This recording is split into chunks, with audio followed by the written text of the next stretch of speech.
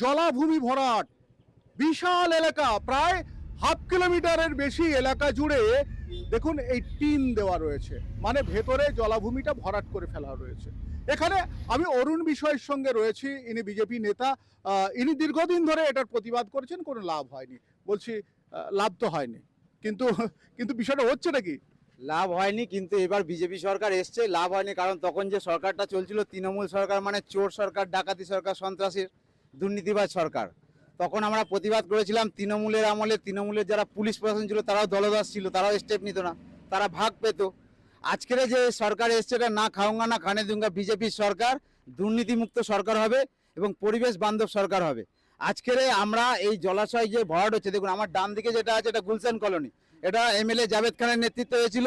আর বাদিকে যেটা দেখছেন ভেরিদা, এটা হচ্ছে এখানকার কাউন্সিলর সুশান্ত ঘোষ এবং তাদের যারা সাগরেদ, যেমন হায়দার আলী, সুভাষ পাল, বলয় সমাজপতি, বচ্চন, পিন্টু সুর, আরও যারা যারা আছে সিন্ডিকেটের ছিল, তাদের নেতৃত্বে এগুলো হয়েছিল। দিনের পর দিন রাতের অন্ধকারে কয়েকশো লরি, মানে রাতের অন্ধকারে ঘন্টা পর ঘন্টা ঢুকে ঢুকে কয়েকশো বিঘা জলাশয় রাতের অন্ধকারে এরা ভরাট করে দিয়েছিল। আমরা অনেক প্রতিবাদ করেছিলাম, এর আগেও প্রেস মিডিয়া হয়েছিল, পুলিশ প্রশাসনকে জানানো হয়েছিল, কিন্তু পুলিশ প্রশাসন কোনো স্টেপ নেয়নি। আমি খালি একটাই কথা বলতে চাই, আজকের কলকাতার বুকে আমরা যে বসবাস করছি, এখানে পরিবেশ দূষণ যেইভাবে হয়, যেইভাবে আমরা মানে দিনের পর দিন দেখুন কীরকম গরম বাড়ছে, এখানে বৃষ্টি পুষ্টি ঠিকমতো হয় না। কারণ কি? পরিবেশটা দূষিত হচ্ছে, পরিবেশের ভারসাম্য নষ্ট হয়ে যাচ্ছে। আজকের কলকাতার বুকে এই ধরনের যে জলাশয়গুলো, এগুলো হেরিটেজের মধ্যে পড়ে যায়। এটা করছে কারা, কি হচ্ছে? এইটা পুরোপুরি যে আমাদের প্রাক্তন কাউন্সিলর সুশান্ত কুমার ঘোষ, যার আগে কয়েকদিন আগে আপনারা শুনেছেন আনন্দপুরের দোকানদারি নিয়ে দুর্নীতি করেছে, এখন জেল কাটছে, তার নেতৃত্বে হয়েছে সুশান্ত কুমার ঘোষ। ওর নেতৃত্বে ওর যারা চেলা চামুন্ডা ছিল, সুভাষ পাল, হায়দার আলী, এদের নেতৃত্বে এখানে দীর্ঘদিন ধরে জলাশয় ছিল। যেই জলাশয়ে 108 নম্বর চৌবাগা বানতলা এরিয়ার গরিব দুস্থ মৎস্যজীবীরা, এই মাদুরদাতেও থাকে অনেক, এই মৎস্যজীবীরা দীর্ঘদিন ধরে মাছ চাষ করে নিজেদের জীবিকা উপার্জন করতেন, নিজেদের সংসার চালাতেন। আজকে তাদেরকে বেআইনিভাবে জোর জুলুম করে তাড়িয়ে দিয়ে, উচ্ছেদ করে দিয়ে, রাতের অন্ধকারে ভেরিগুলো ভরাট করে এখানটায় বিভিন্ন ধরনের ওরা বিল্ডিং বানাবে বা কোনো কোম্পানিকে বিক্রি করছে, এই ধরনের আমরা খবর পেয়েছি, করে সম্পূর্ণ বেআইনিভাবে জলাশয়গুলোকে ভরাট করে দিচ্ছে। তার আমরা প্রতিবাদ করেছি, আগামী দিনেও করব। আর আমরা চাই, আসছে আপনার কাছে আসছে, বলছে এই যে শুধু মৎস্যজীবীদের জীবিকা গেছে তা নয়, আমরা শহর কলকাতায় প্রত্যেকে এই যে মাছ পাই না কম দামে, সেটা কিন্তু এই অঞ্চল থেকেই যেত। তাহলে আমরা কিন্তু মাছ থেকে বঞ্চিত হচ্ছে। বলছে আপনারা এলাকার মানুষ আর কিভাবে ক্ষতিগ্রস্ত হচ্ছেন আপনারা? আমরা দেখুন এখানে দিনের পর দিন গত 15 বছর ধরে যে অপশাসন চলেছে, অব্যাহত নেই। আমরা ক্ষমতায় এসেছি 2 মাস হয়েছে, আমরা প্রতিবাদ করেছি, কিন্তু আমাদের প্রতিবাদ কাজে লাগেনি। কেন থানা পুলিশ কিছু বলছে না? প্রশাসন, ওদের সঙ্গে প্রশাসন কোনটা আর কোনটা, মানে কর্পোরেশনের তৃণমূলের আছে, যারা ক্ষমতায় আছে, তখন বোঝা যাচ্ছিল না।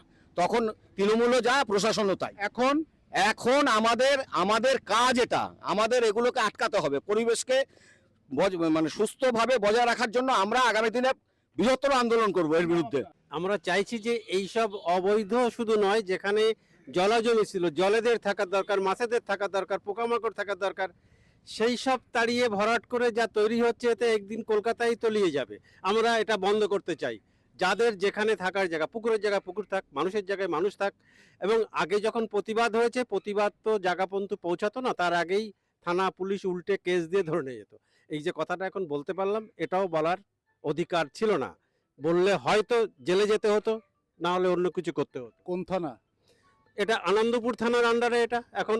তার আগে তিলজলায় ছিল, তখন থেকেই চলছে, যখন থেকে এই তৃণমূল সরকার ক্ষমতায় এসছে। দেখুন, এইটা প্রথমত আমাদের সভাপতি আছে, উনি তো বলেছেন কোর্টে পিটিশন দেবে। ওনার পিটিশন জেতার পর আমরা এখানে বুলডোজার এনে ভেঙে দেবো। কোনো মতে আমরা জলাশয় যেরকম ছিল জলাশয় ফিরিয়ে দেবো, যাতে মৎস্যজীবীরা মাছ চাষ করে আর আগের মতন সব হয় যেন। এটাই আমাদের লড়াই। এটা আমাদের অরুণ ভাইয়ের নেতৃত্বে আমাদের লড়াই চলবে। আগামী দিন ওনার নেতৃত্বে সৌরভবাবুকে করানো হয়েছে, ওনার নেতৃত্বে এটাও হবে। এটা শুরু হয় 2023 থেকে। এর জন্য আমি পার্সোনালভাবে বড়বাবু কমপ্লেন করেছিলাম। তখন বড়বাবু আনন্দপুর থানা বড়বাবু ছিল জাবল কুমার দাস।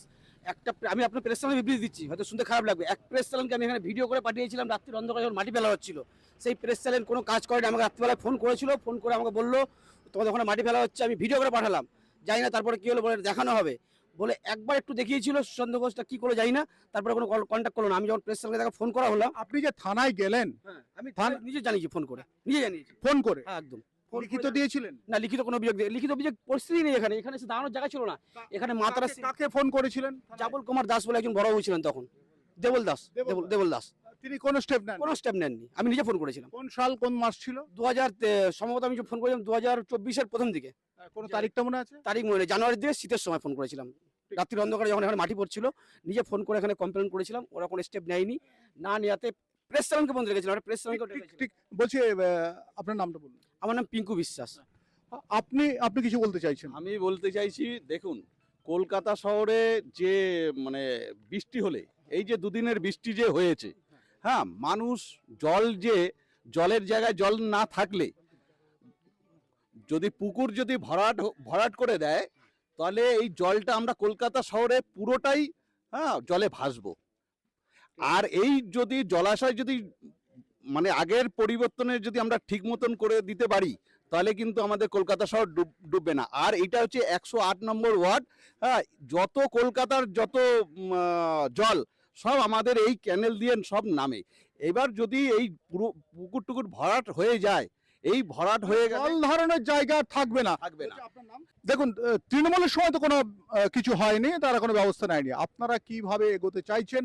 এগুলোকে তো বন্ধ করতে হবে। দেখুন, আমরা এই পথে নেমে তো আন্দোলন করছি এবং আমরা প্রশাসনিকভাবেও আমরা এলাকা থেকে একটা মাস পিটিশন করে আমরা থানায় যাব। থানাতে গিয়ে আমরা অভিযোগ জানাবো এবং লিখিত অভিযোগ জানাবো। আমরা এটা নিয়ে আইনতভাবেও লড়াইয়ের চেষ্টা করছি এবং রাস্তায় নেমেও আন্দোলন করব। যে কোনো উপায়ে এই পুকুর যেটা ভরাট করেছে এটাকে পূর্ব অবস্থায় ফেরাতে হবে, মানে পুনরুদ্ধার করতেই হবে। কারণ এই গুলশান কলোনিতে কয়েকশো বিঘা যে একর জায়গা ভরাট করে দিয়েছে, ওখানটা যে কি হয়েছে এখন বর্তমান পরিস্থিতি সেটা আমরা জানি। তাই আমরা 108 নম্বর ওয়ার্ডে আর দ্বিতীয় মানে গুলশান কলোনি 2 এটা আর চাই না। একটা গুলশান কলোনি হয়ে গেছে, সেই গুলশান কলোনি থেকে কত রোহিঙ্গা কত বাংলাদেশি বেরোচ্ছে আপনারা জানেন। একটা জায়গায় যে থাকে 2 লক্ষ লোক কিন্তু ভোটার 3000, এখানে যদি আর একটা গুলশান কলোনি হয় তাহলে এখানেও স্থায়ী হবে। তো এটা আর আমরা হতে দেবো না। এই বিজেপির আমলে এই সমস্ত জিনিস হবে না। তাই আমরা যে কোনো উপায়ে রাস্তায় নেমে হোক, প্রশাসনিকভাবে হোক, লিখিত অভিযোগ করে হোক, কোর্ট মারফত গিয়ে আমরা এটাকে পুনরুদ্ধার করব এবং যাদের জায়গা পুনরুদ্ধার করে সেই মৎস্যজীবী যারা আবার মাছ চাষ করে খেতে পারে, পরিবেশের ভারসাম্য যাতে বজায় হয় সেটাকে আমরা চেষ্টা করব। অর্থাৎ এই যে বিশাল একটা জায়গা ঘেরা রয়েছে, এই জায়গাটা পুনরুদ্ধার হবেই এবং আমরা এদের সঙ্গে আছি। পুনরুদ্ধার না হলে যতটুকু হাঁটা যায় সেটুকু হাঁটা যাবে। কারণ দিনের পর দিন নদী দখল, পুকুর ভরাট, ঝিল ভরাট, খাল ভরাট, আর নিজেদের পকেট ভরাট করেছে তৃণমূল নেতারা, সেটা কিন্তু আর চলবে না। এবার শুরু হয়েছে সবার একসঙ্গে লড়াই। আমি শঙ্কর আছি আপনাদের সঙ্গে, ইন্ডিয়া নিউজ 24 দেখতে থাকুন।